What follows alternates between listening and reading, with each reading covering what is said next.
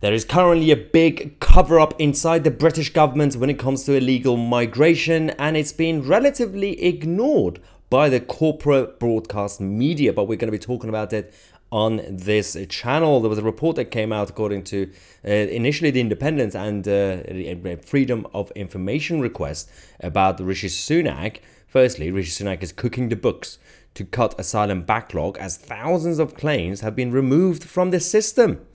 This is absolutely crazy. Lizzie Durden reported this, saying that number of applications withdrawn by Home Office after Rishi Sunak made his pledge, with 6,000 of them have now been removed from the list in 3 months, which means they're now completely lost in the system. So, but this will help the Prime Minister to come on TV soon and declare a victory, saying, hey, we are bringing down the asylum backlog. Look at the numbers. Yeah, because you completely cancelled so many of the applications without even deporting them. It's completely insane. Anyway, official guidance seen by the Independent states that applications can be withdrawn by the Home Office without the asylum seeker's consent, even if it has been unable to contact them and does not know where they are, with the notification letter served to file only. So the letter is completely pointless because they're not sending them out. It's just for the records in the office, in the Home Office. What's the point? It's this classic bureaucracy. Once removed from the system, people are no longer eligible for housing or financial support offer to asylum seekers. We know that because they are no longer even temporarily legal asylum seekers, because they are now completely illegal migrants, because the Home Office decided not to even go through the application because they got too many applications. This is a huge scandal right now. We've been talking about the number of illegal migrants crossing the channel. That was been one issue. We've had an issue with a lot of them being foreign criminals. We also had a lot of problem with the extremists pretending to be asylum seekers.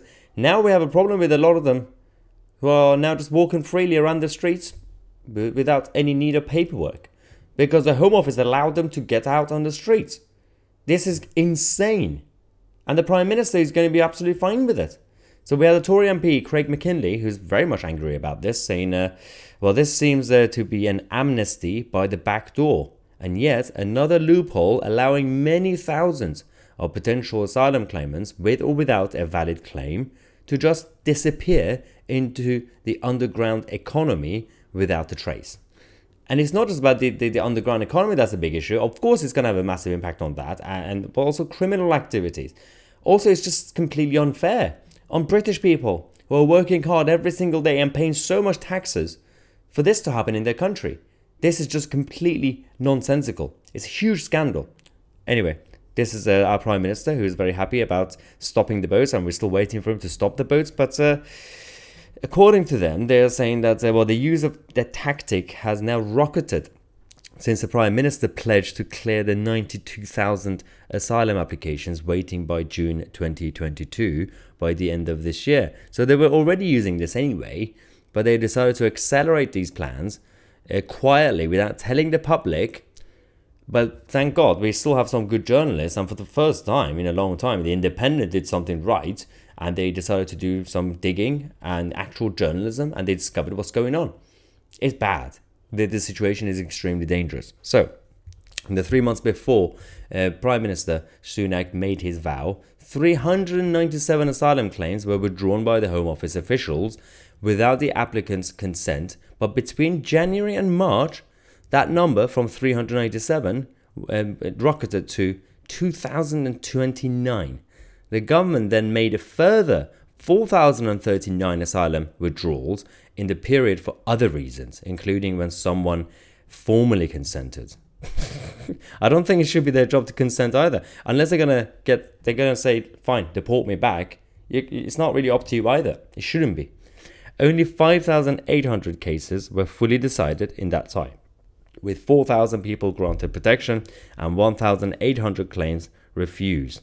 We still have also a huge problem, 4,000 versus 1,800 who were refused. That's also a big problem. We continue to just give green light to everybody, the majority of the asylum seekers, saying, yeah, you can stay, without any proper background checking or vetting.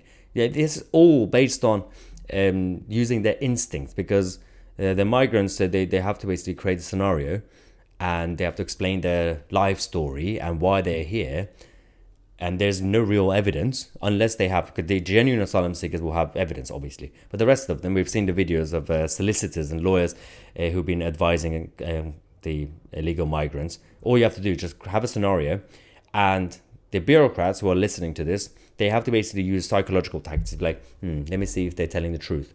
And they just say, yep, you can stay. that makes no sense.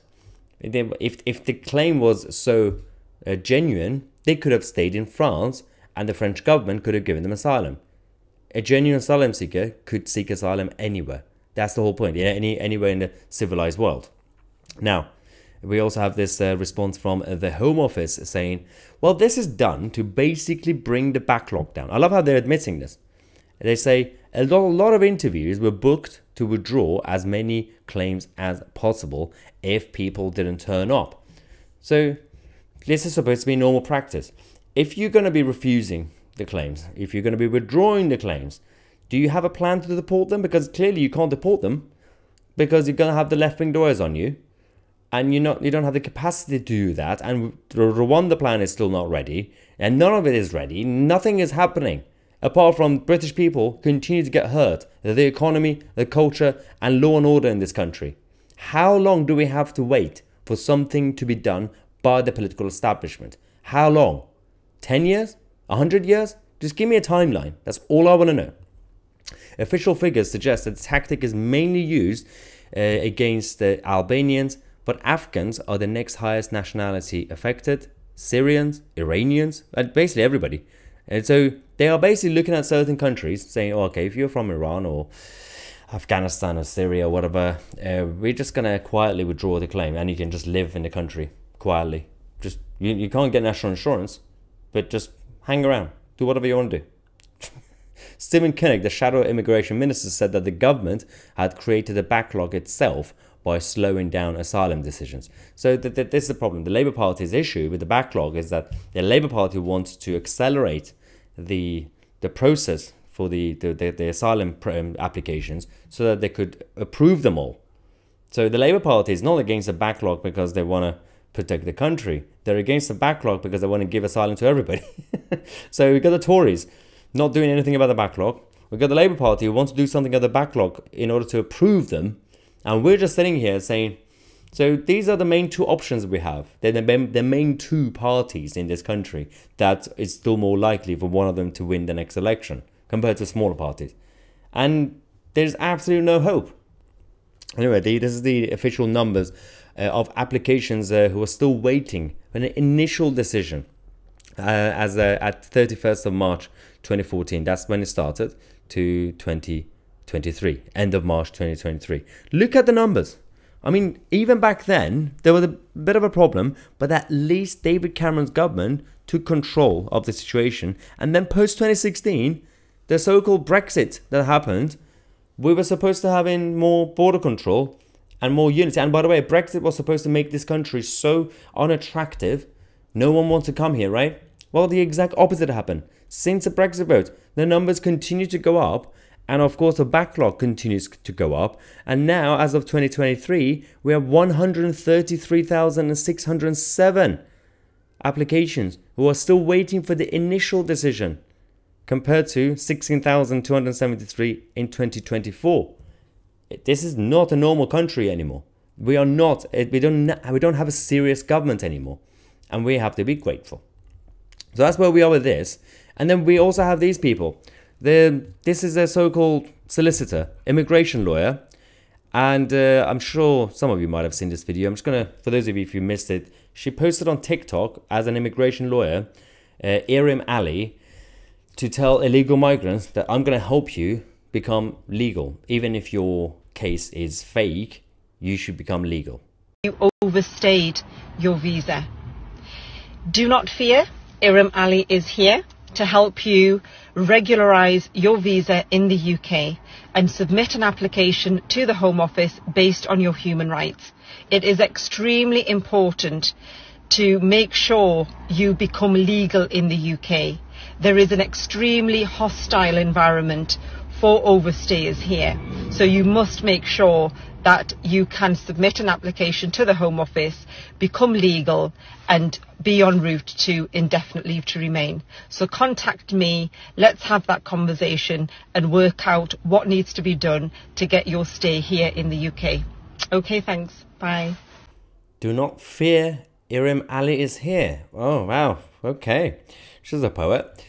So she's saying it's so bad, clearly, that in a normal country, people are hostile to those who are overstaying their welcome illegally.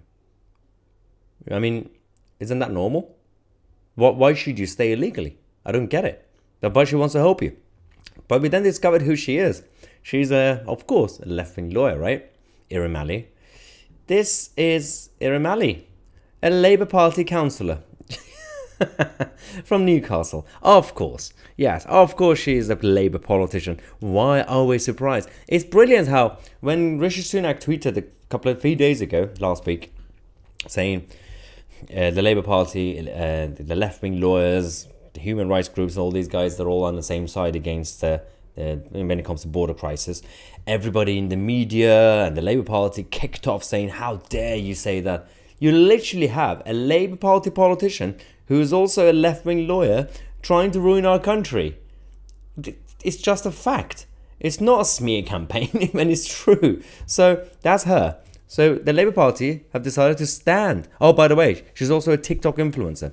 They decided to stand by a TikTok counsellor and lawyer who was giving a legal loophole advice to help illegal migrants stay in Britain. The Labour Party are still defending her. And they want to pretend to be a government in waiting. A Labour source said Irim Ali has been spoken to and acknowledges that the language in the video wasn't appropriate and she's now taken it down. Her website boasts of expertise in immigration claims, including settled status, indefinite leave to remain, a family reunion, and her work for Tyler Hoffman solicitors.